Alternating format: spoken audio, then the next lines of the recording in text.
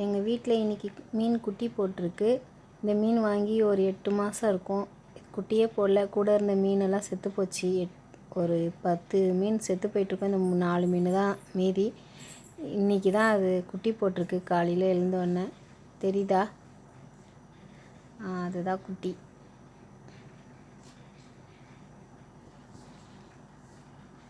நாங்கள் அதுக்காட்டியும் எடுத்து வேறு டப்பாவில் மாற்றிட்டோம்.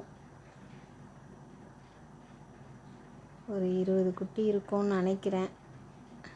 ஒரு 20-25 இருக்கும். இப்போ எங்கள் வீட்டில் மேலே நிறைய செடி வச்சுருக்கேன். அதுதான் காமிக்க போகிறேன் உங்களுக்கு. வாங்க, இதான் மாடி. இந்த செடி ஃபஸ்ட் ஒன் வந்து பாரிஜாதம், ஒயிட் கலரில் நல்லா வாசனையாக இருக்கும். இது மல்லிகைப்பூ செடி. இதில் எல்லாமே வந்து பார்த்திங்கன்னா சங்குப்பூ விதை வந்து காக்கா எடுத்து போட்டுறது. அதனால் எல்லா தொட்டிலையுமே சங்குப்பூ இருந்து எப்படியும் ஒரு முழம் பூக்கும். இந்த பக்கமும் சங்குப்பூ, பட்டர்ஃப்ளை நிறைய இருக்குது இந்த சங்குப்பூ இருக்கிறதுனால.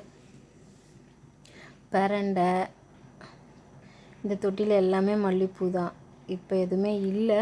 ஆனால் போன வாரத்தெல்லாம் நிறைய ஒரு முழம் கிட்ட எல்லா தொட்டிலையுமே கொஞ்சம் ஒரு முழம் கிட்ட பூத்துச்சு. நிறைய இருக்கும்.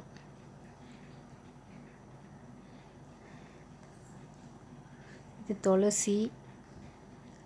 இந்த ரோஸு ரொம்ப ஒரு 8 மாதமாக இருக்குது. நிறைய பூத்துருச்சு.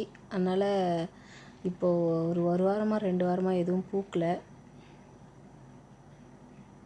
இதுவும் பெரண்டை தான், மேலே போட்டு வச்சுருக்கோம். பெரண்டை தான். இது பார்த்தா தொட்டிலேயே மிளகா குட்டியூண்டு தான் இருக்குது. அந்த ரெட் கலரில் இருக்கிறதுலாம் மிளகா குட்டி குட்டியாக அழகாக இருக்கும். ஆனால் பிக்க மனசு வரல. அது சுண்டக்காய். தேங்க்யூ.